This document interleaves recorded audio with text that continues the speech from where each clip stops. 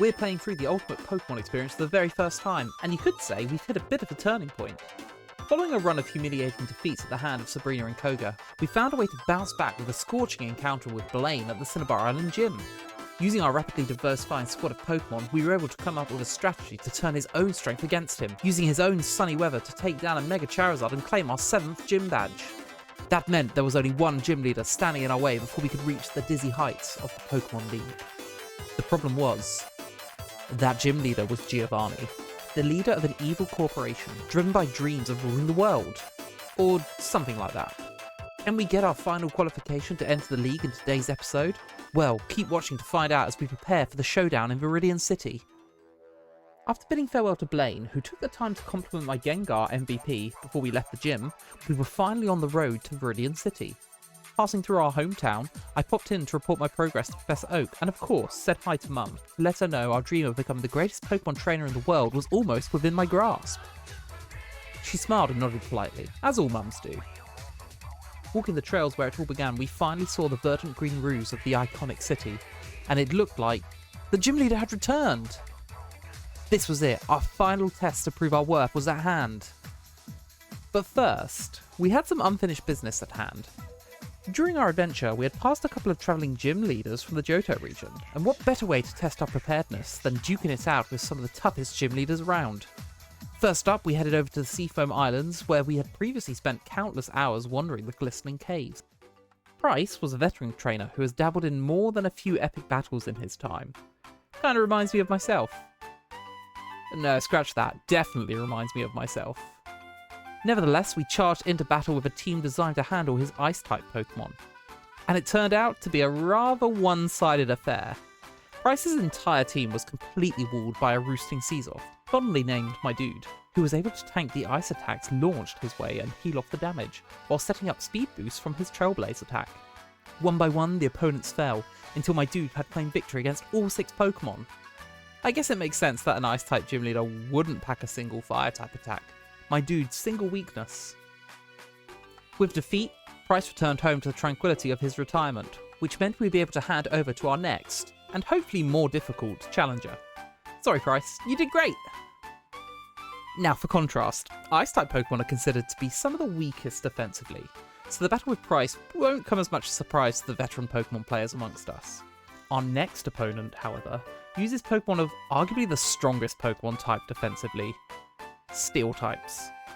With a total of 10 resistances, 1 immunity, with only 3 weaknesses, these Pokemon could be, quite literally, a tough nut to crack.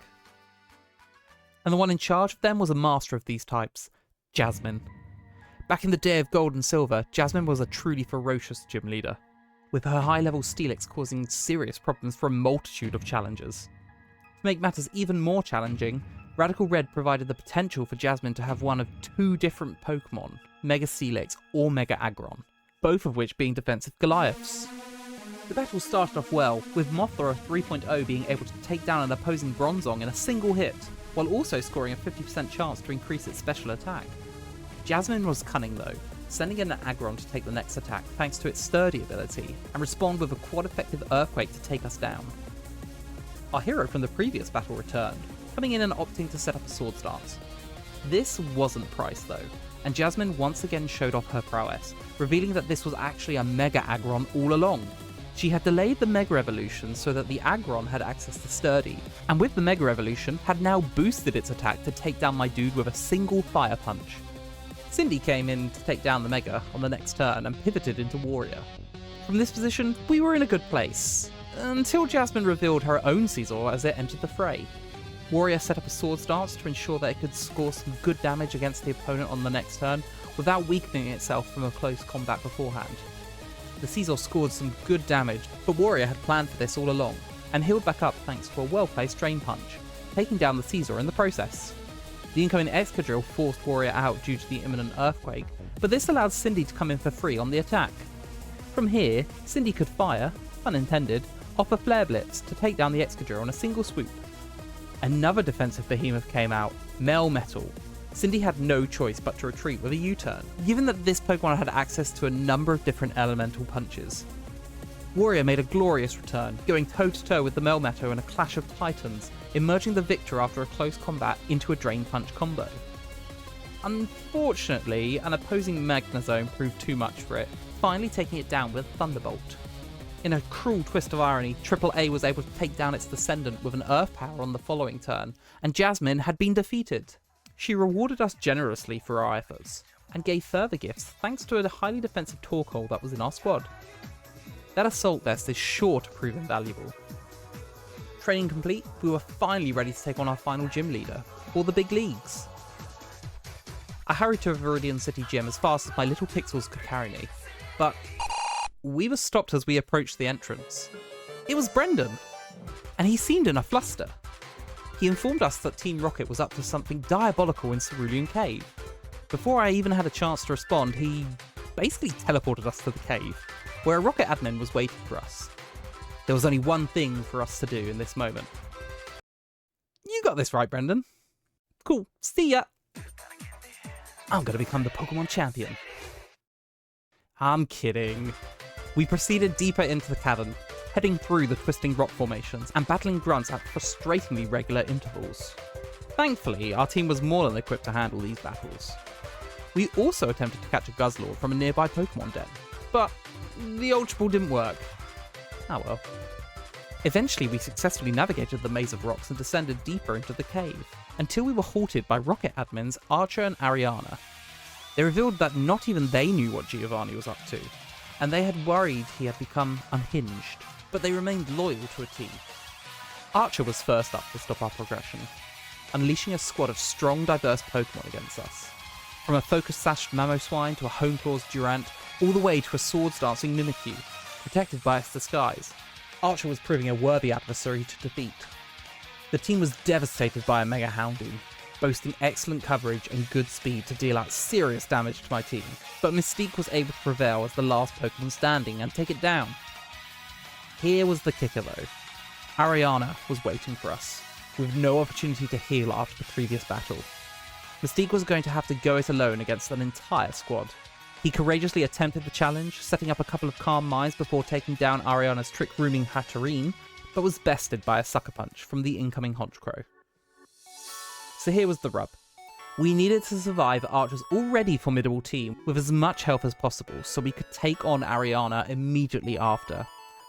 That Sucker Punch Honchkrow gave us an insight as to how difficult this might be, as getting our health too low meant we were vulnerable to being swept by it, particularly as it was built to maximise getting critical hits thanks to its ability, Super Luck.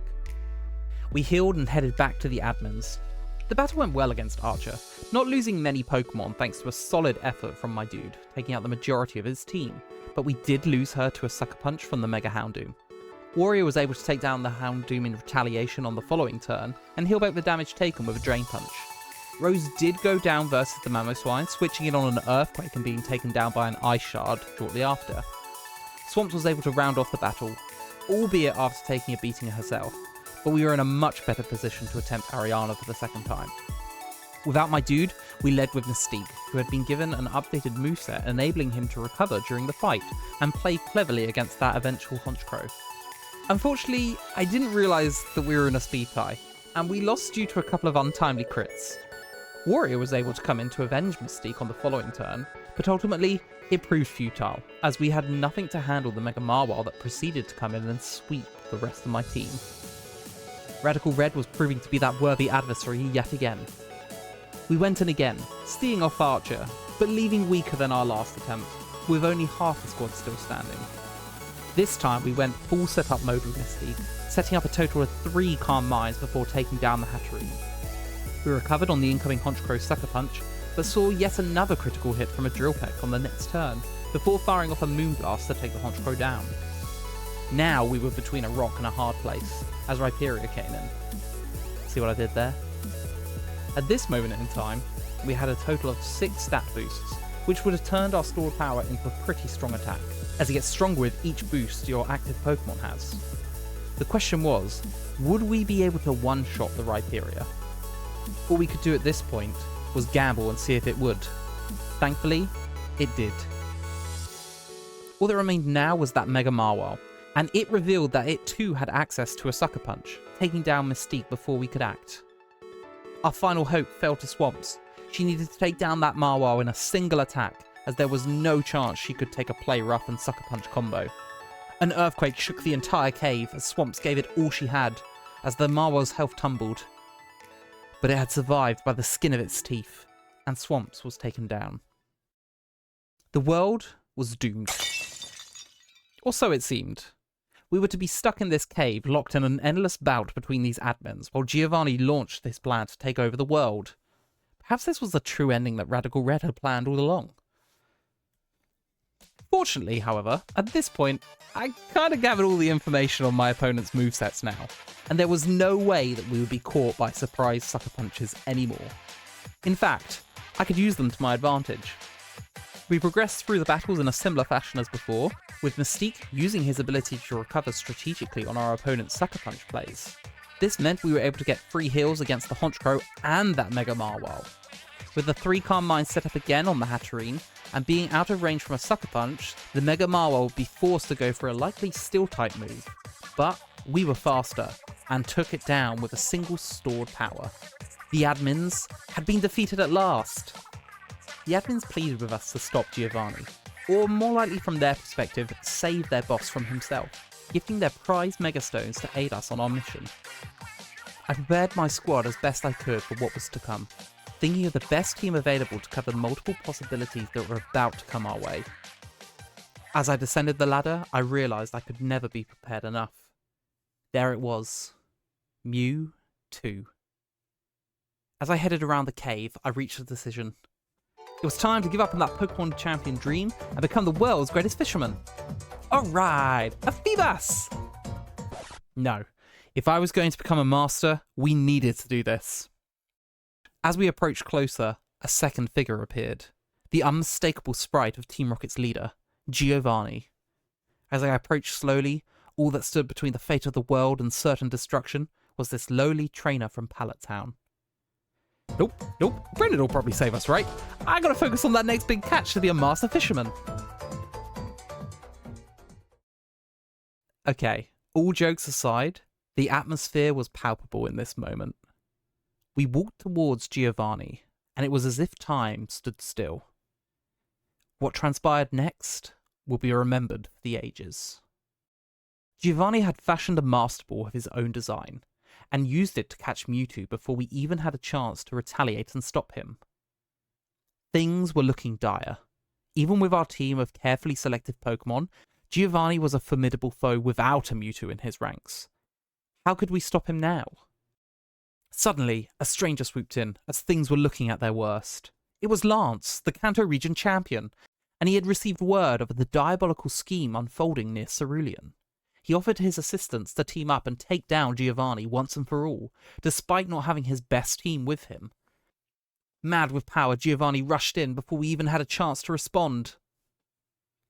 As we were teaming up, we'd only be able to bring 3 Pokemon each into the fight.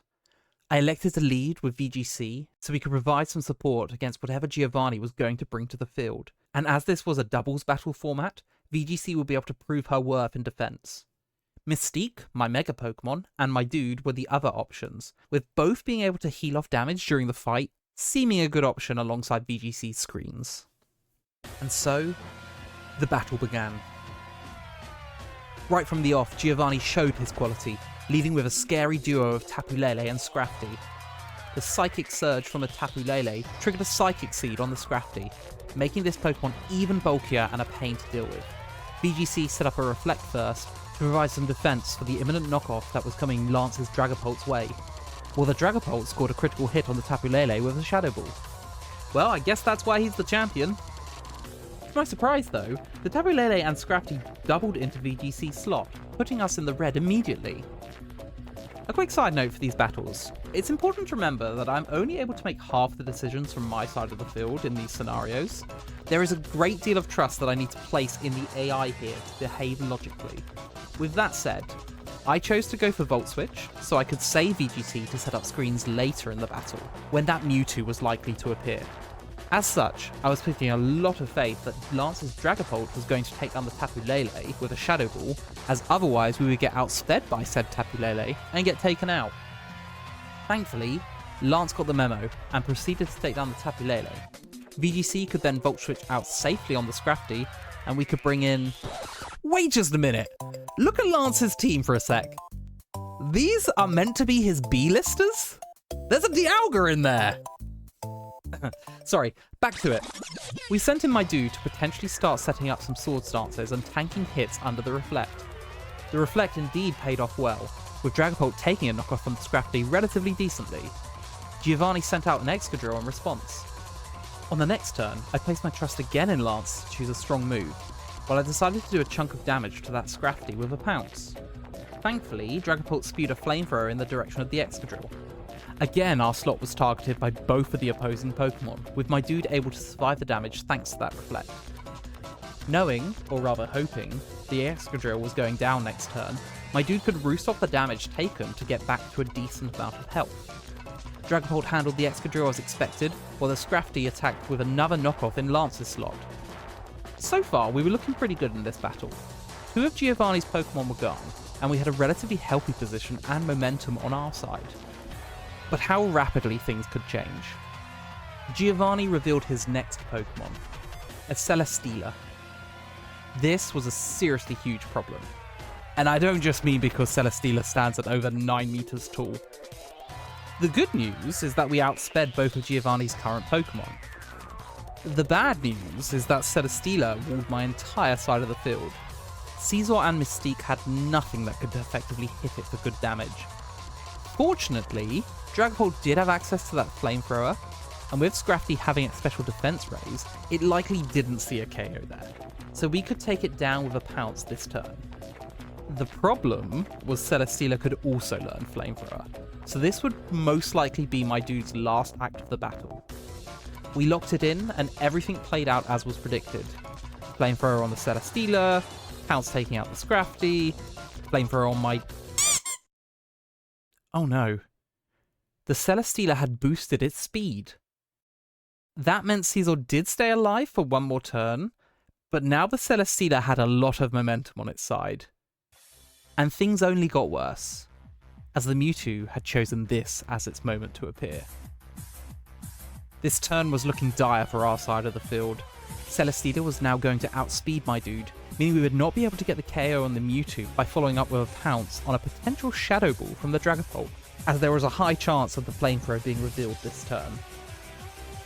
Now, I know what a lot of you are thinking, why not use Bullet Punch on the Mewtwo instead? Here's the thing. Remember that Psychic Surge at the start of the battle? Yeah, that was still up, and one of its features is to block priority attacks of all Pokemon, which is of course what Bullet Punch is. I could do nothing but watch as our Pokemon fainted, leading to the Celesteela getting a boost to its special attack thanks to its Beast Boost ability. We needed a light screen, and we needed it now. VGC was selected to represent my side of the team, while Lance opted for a Salamence, which was conveniently a Mega Salamence. VGC's final act would be to set up a light screen before being taken out by the opposing Mewtwo's expanding force. The Celesteela chose to get even scarier with another Autonomize to gain even more speed. Then Salamence took down the Mewtwo with an Aerial 8 boosted Double Edge. Except... the Mewtwo didn't go down. Instead, it Mega Evolved into a Mega Mewtwo Y. This effectively meant that Giovanni had a team of 7 Pokemon. Rapidly, the battle was looking lost. We were staring down the barrel of a +4 speed, beast-boosting Celesteela, accompanied by a formidable Mega Mewtwo. Mystique came in, shouldering the monumental task before him. If you think at this point things are going to get better and our heroes will triumph, I'm going to follow these thoughts with what happened next. The Celesteela, now faster than everything on the field, went for a Meteor Beam, a move which does take 2 turns to attack, but boosts special attack by 1 stage. It was then revealed that the Celesteela was holding a Power Herb, meaning the Meteor Beam would actually hit on the same turn. The move connected and took down the Salamence, activating yet another special attack boost, putting Celesteela at +3. This battle was over. Or was it? You'll notice I didn't reveal the move that I picked. Part of me was tempted to click Calm Mind so that we could add more bulk to survive the attacks of both Pokemon, but in truth, a Steel-type move against Mystique from the Celesteela and the astronomical special attack of the Mewtwo, it would only be delaying the inevitable. It also didn't protect Lance's last Pokemon either.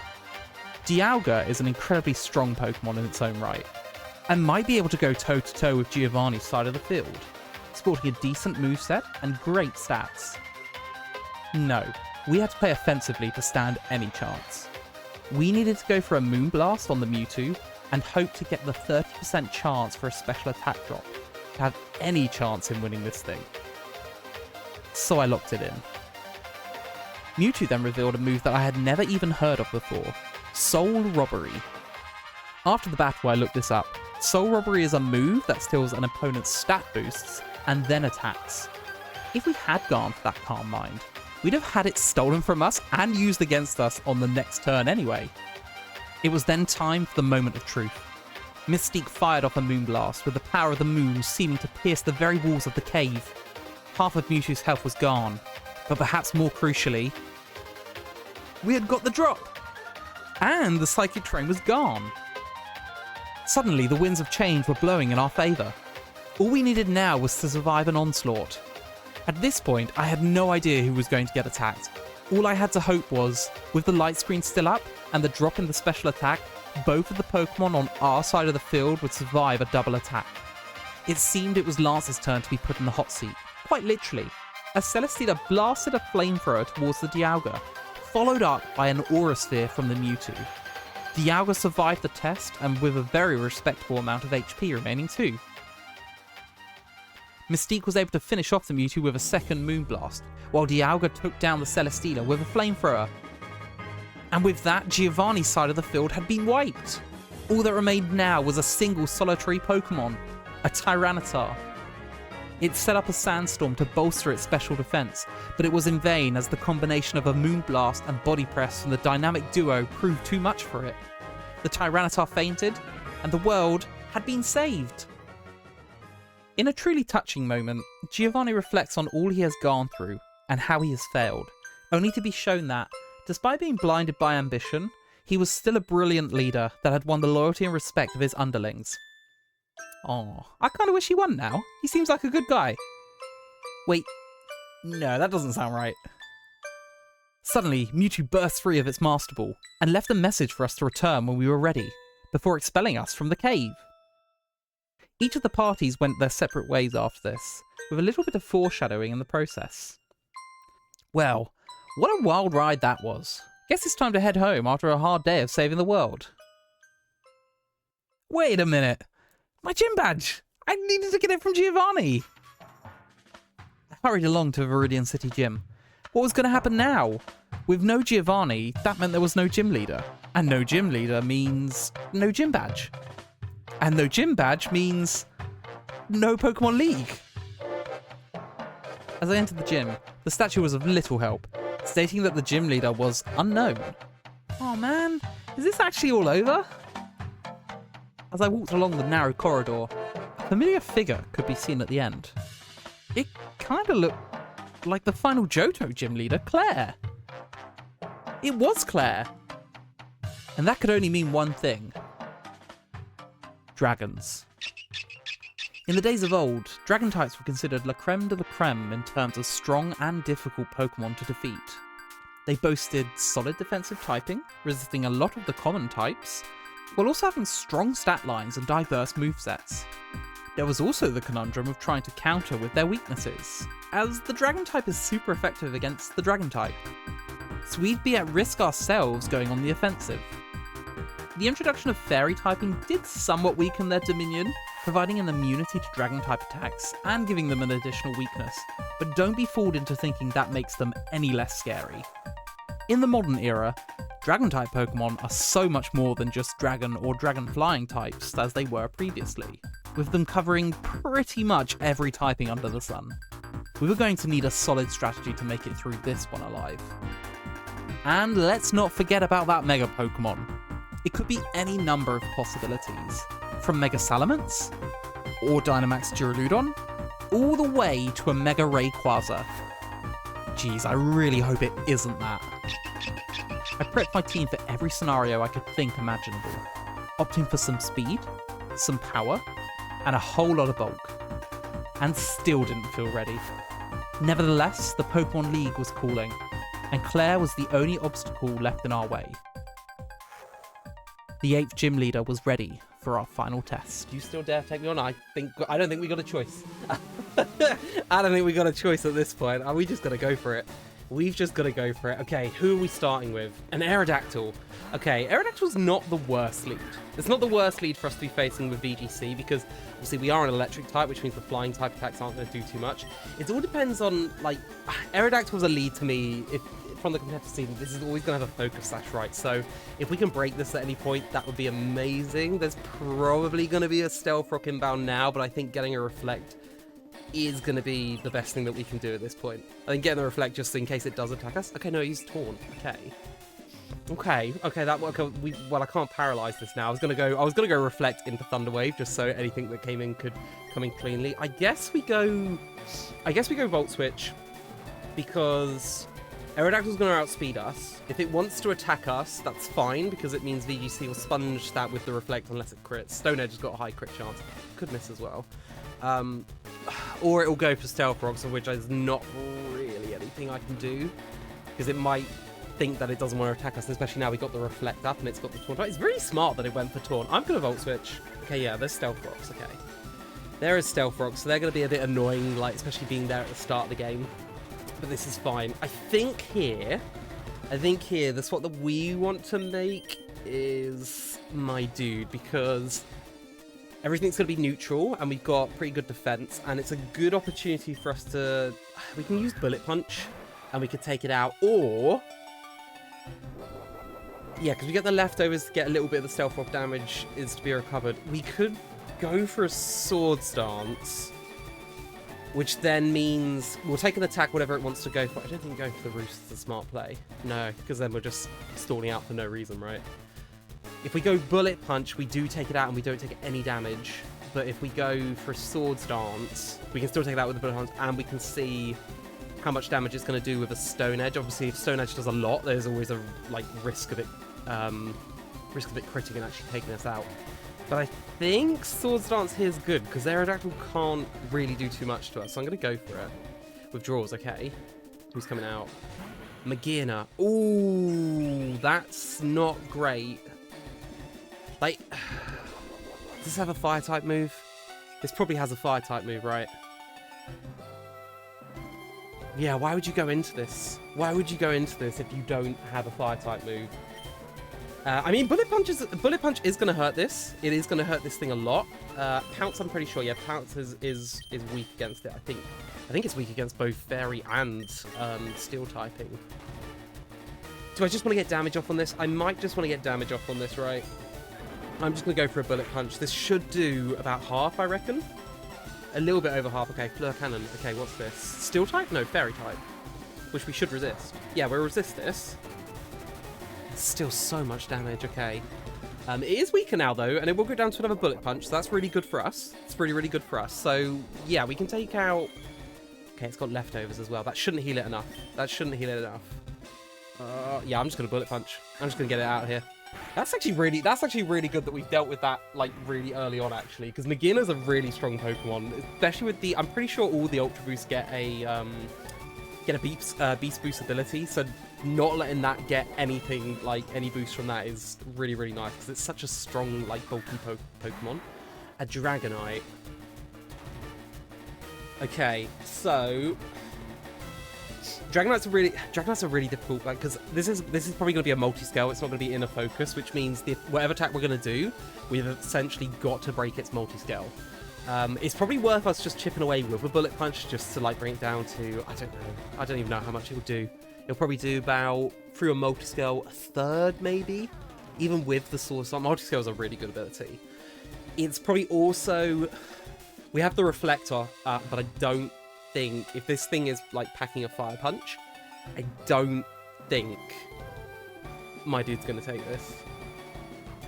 I don't think he will, and like Dragonite's also one of my. I thought they were Dragonite plushie. Dragonite's also one of my like favorite Pokemon, so I'm very familiar with the sets it could run. It's usually like Dragon Dance, Fire Punch, Earthquake, and you can go out Extreme Speed or Outrage. It's probably going to have Outrage. I'd imagine it would have Outrage, but the Fire Punch is scary. It could also have Thunder Punch. Do I think it would have Thunder Punch and Fire Punch though? I mean, I feel like if it's gone to this, it's probably can see that it's got a move that we've got. I think the best bet here, that Aerodactyl is there, and it would be really nice to save my dude for that. Do I swap? Okay, do I swap? Do I swap as a Scout?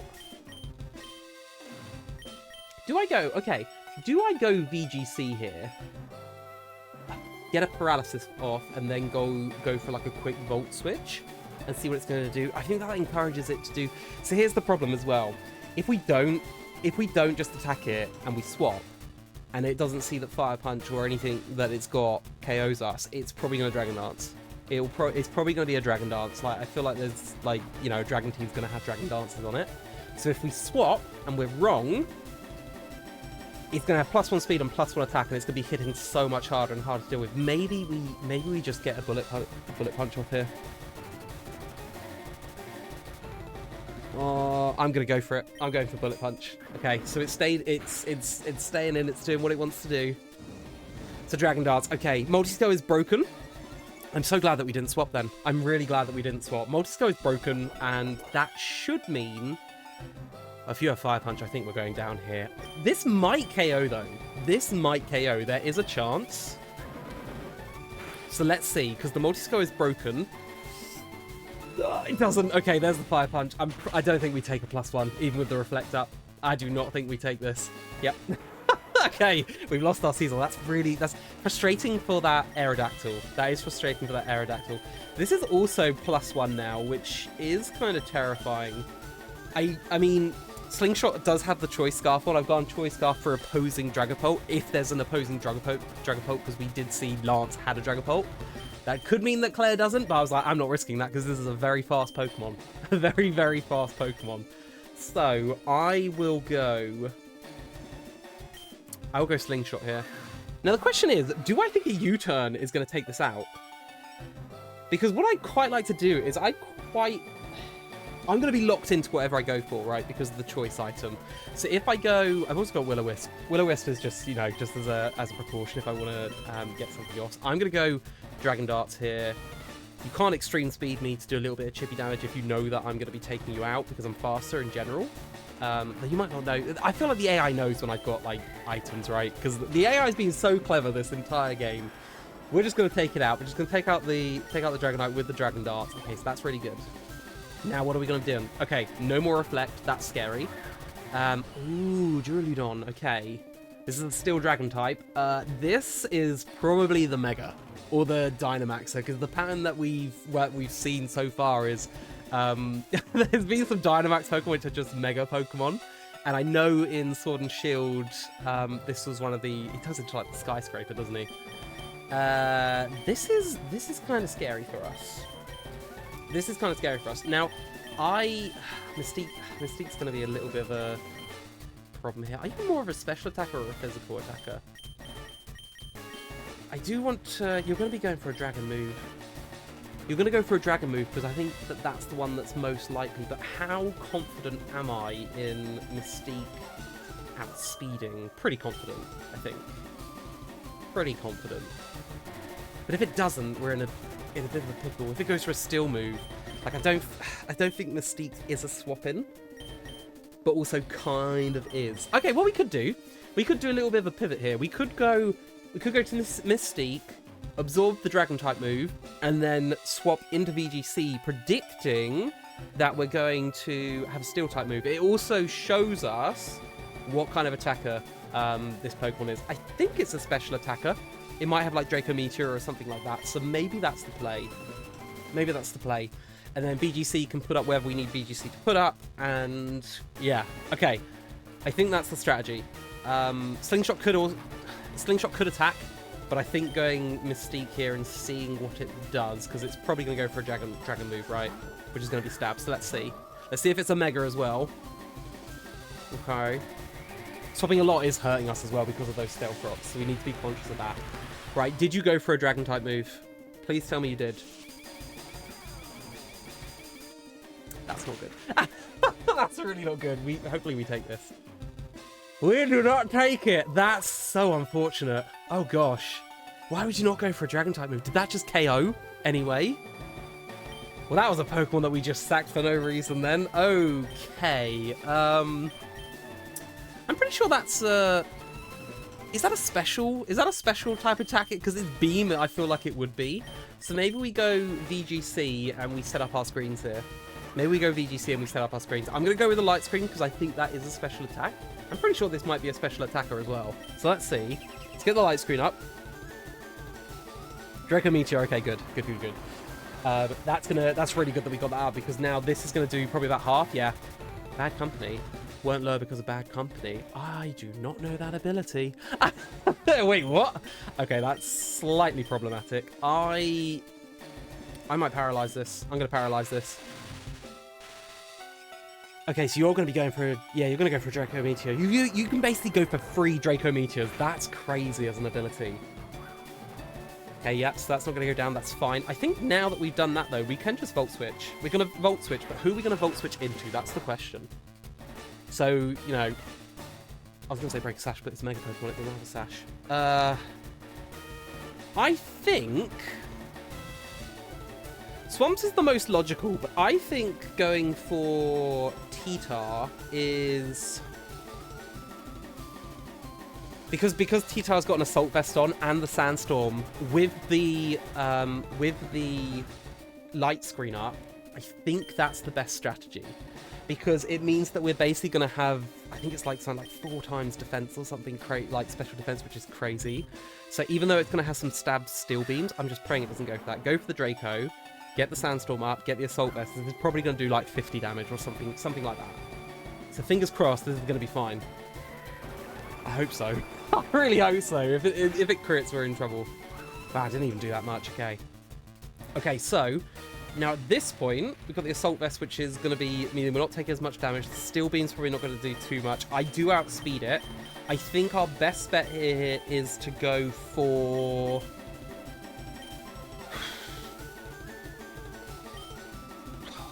I think Earthquake. I think Earthquake in the long run is just a lot better.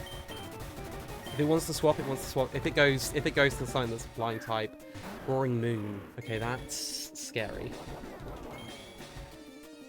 That is scary. Boosts its attack as well. We went for the Earthquake, which is good. We went for the Earthquake, which is going to do a decent chunk for this.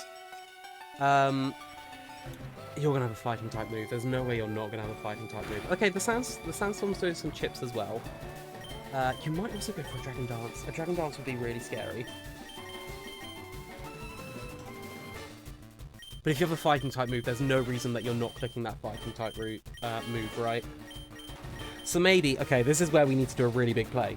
Because if it goes for a fighting type move, then Slingshot's the perfect switch in, because we're going to outspeed whatever it goes for. If it goes for a Dragon Dance, you know, predicting that I'm going to swap, we're still going to outspeed because we've got that Choice Scarf, which means the Dragon Darts will definitely take it out from this range. The problem is, this is the Dark-type Pokemon.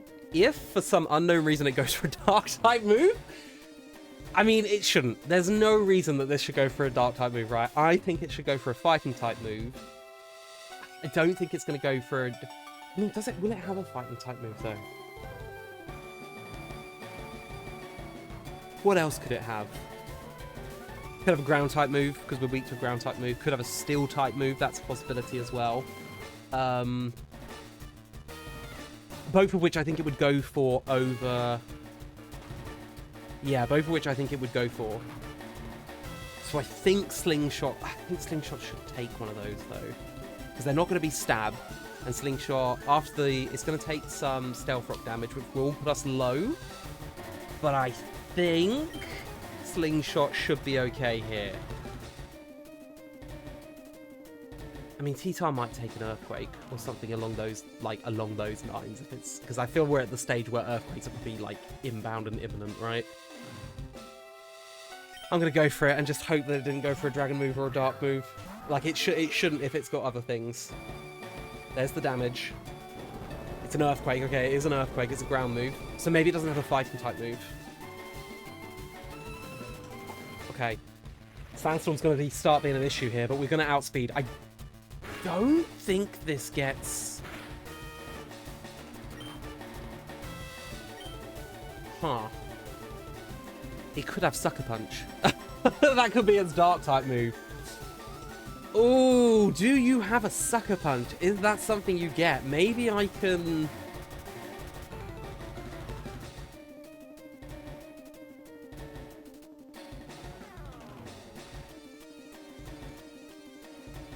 This is scary now. This is scary because if I can keep... Dragapult's not going to be able to come back in though, is it? Like, I don't think it's going to be able to come back in because once we take the Sandstorm damage, the Sandstorm damage is going to probably put us to the point where Stealth Rock's going to take us out. But I quite like... Okay, I'm going to Will-O-Wisp. You withdrew?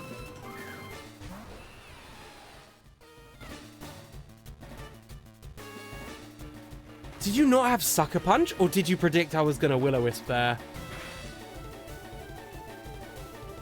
I can't do anything now. I've just got to get... Oh, that's really sad. That's really sad. I don't know if the AI is just absolutely done me there. I have to go for a Will-O-Wisp because I'm Choice Scarfed. I went for it thinking... Oh my gosh. Oh my gosh, I'm going down to Sandstorm. I'm not even going... Okay. Wow, this is literally just drawing this out. I actually can't... I mean, that is a genius play. That is an absolutely genius play if it's predicting a Will-O-Wisp at that point. I can't believe it did that. Unless it doesn't... Okay, unless it doesn't have Sucker Punch then. At least I get... Okay, at least I get a free switch in here. I get a free switch in with Swamps, which is kind of nice. So if I go Swamps here, I can start just... I can just fire off an Earthquake, right? Just fire... And this is Choice Banded as well. I've got the Choice Band on Swamps just so we can hit everything a little bit harder. Like, nothing... Oh, the Aerodactyl could come in.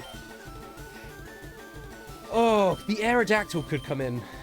That would be a real problem.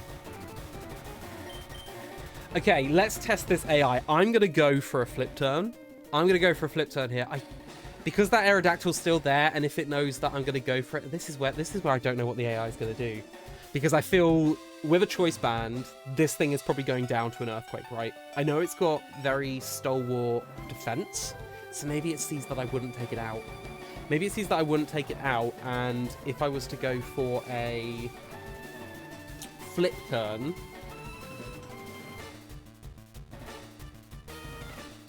It's going to go for a Draco Meteor. Okay, I'm going to flip turn. Okay, it stayed in. Why? Why would you... Maybe you can see that you take an Earthquake. I'm going to go to Tyranitar again. I'm going to go to Tyranitar again, get the Sandstorm up. We know that it can't do that much damage to us because of the Assault Vest. We've already seen the Draco Meteor not doing that much damage. Would it be nice to just get a free switch in there? I'm changing too much. I'm changing a little bit too much. Okay, so here, if I go... If I go Crunch here, it means we cover ourselves for this potential Aerodactyl. Of course, if it goes Roaring Moon again, we are in a little bit of trouble because I don't think I can do anything to that now at this point. We have to be careful not to get locked into Earthquake as well because the Aerodactyl's still there. It will mean that we can't win the game. So we do have to be very conscious of that. I'm gonna go Earthquake. Yeah, okay, cool. Do I take this out? If I don't take this out, we have a slight issue. I don't take it out. Okay, this is extremely bulky then. I think we'll go through this turn. It shouldn't change, and I should be able to get... Oh, it crit. Okay, it didn't. Oh, I've lost the screens. I think I missed the light screen ending. Maybe that's why it did more damage. I just completely missed that. All right, Earthquake again. Okay, we'll take this out. It does mean the Roaring Moon's probably going to come in. The Roaring Moon's probably going to come in, and I'm just going to have to let T-Tar go down. That's fine, though. That's okay.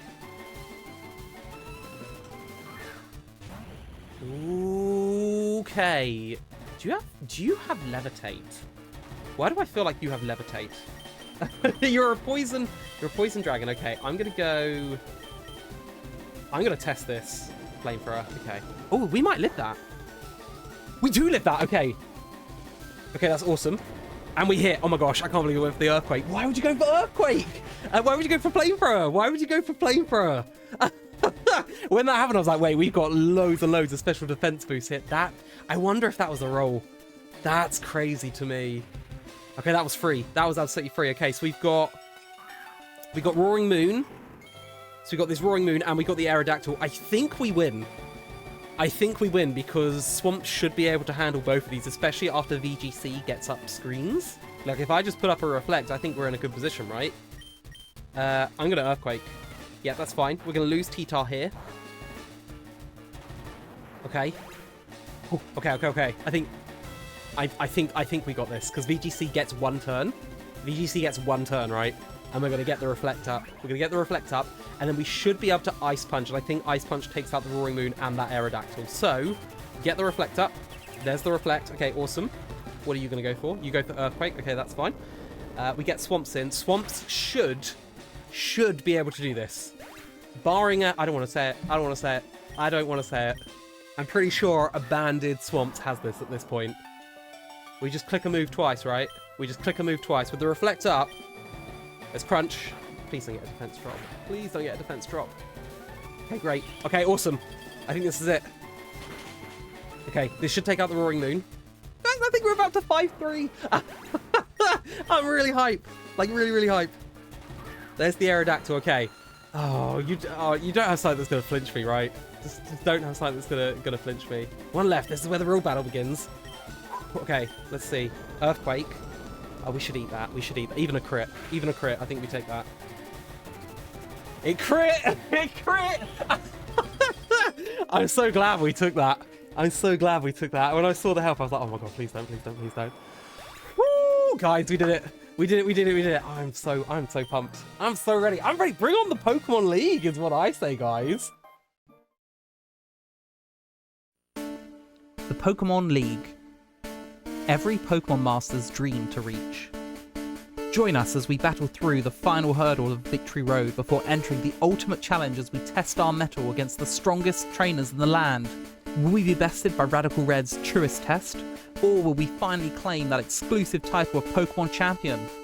Find out in the grand finale.